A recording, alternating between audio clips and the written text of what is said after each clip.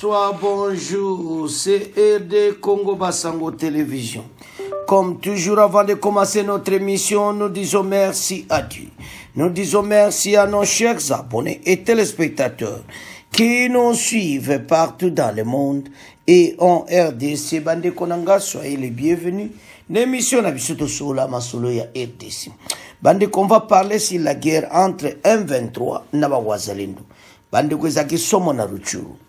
Donc, batoyo, bakosaki ki o cesser les faits. Mais au moins que côté bazo beta masolo, côté ba bazoli ngaba dusula. Alors, ba Wazalendo bazana ba mayele. Donc balo pena bagaye ba territoire. Pourquoi? Parce que ba Wazalendo ba telemeli bango. Place ba koleka ba okuta na bango. Donc au moins que bato bazaye kokosa. Yango soke zaiba Wazalendo te mbelero yo tozoyo kaka bazo kenda kaka kujwaka ba village à village. Alors ba Wazalendo ba telemela ki bango ba bato ba continuer kolega côté oti. Alors bitumbe salama kina ndenga kosakana te lundi soir ti lelo na batongo bitumbe zala ipena makasi. Voilà comment RDF M23 va continuer ba scénario na bango malgré le cessez-le-feu. Alors le Wazalendo ba ataka ki bango pe baza mayele tolanda extrait oyo bongo to avance. Au Nord Kivu, plusieurs maisons d'habitation incendiées à Moulema, une petite fille d'environ 10 ans tuée à Nyamilima et des populations déplacées dans le village Mugogo.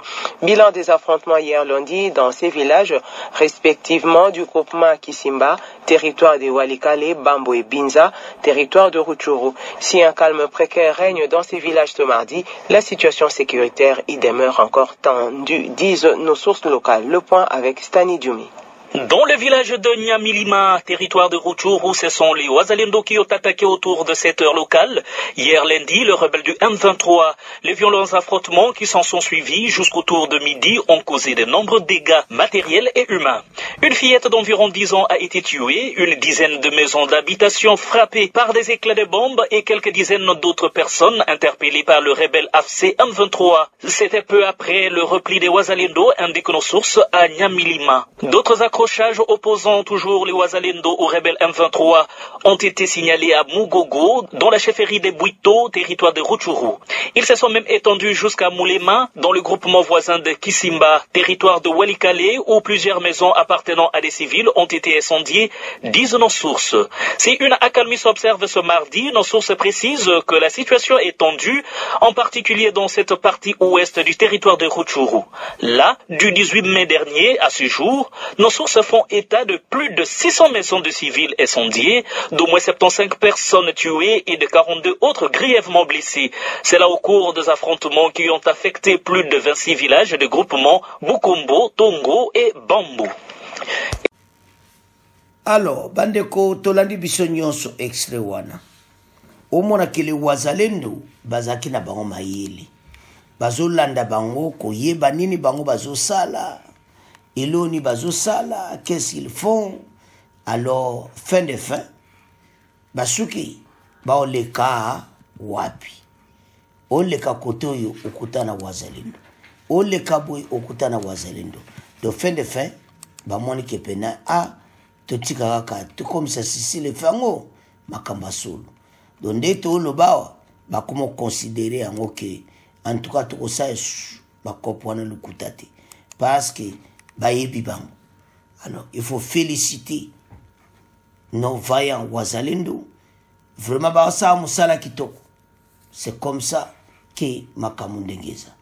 Alors, chers téléspectateurs, c'est comme ça. Alors, ceux qui ba Wazalendo bazala tentent de vivre le même scénario. Côté tolo ba baza quoi avancer ba oyokinde ba Wazalendo ataka ki bang. Donc, ba Wazalendo faut ba joba moyen. Pour bango pena mutu ba battre la mena Nord Kivu. Avant ça, tu es soutien, quel que soit dans Nord, quel que soit dans Sud, ba suki ba telemi.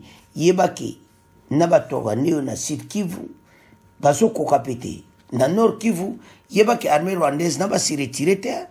Bolana ki mission o tout ça qui liboso. Donc bon mona ki bazakaka. Donc Kagame na batu na ye baso continue. Donc ba pillage na bango ezokota mwa désordre parce baoluka banzela wazalendo partout azali. Alors mais bilona mon po ekatsa Rwanda comme problématique yeba ke bilona mfo le katiba buna gana ndo banzele belé wazalendo atiba ngo aza kusena bango et surtout côté à part de Virunga wazalendo baza plein kuna. Alors na FARDC et siège de Msusu eza na part de Virunga donc makamu ndenge ezali. Alors bana mboka tolani biso nyonso bo continuer ko s'abonner bo partager. Au revoir, à la prochaine.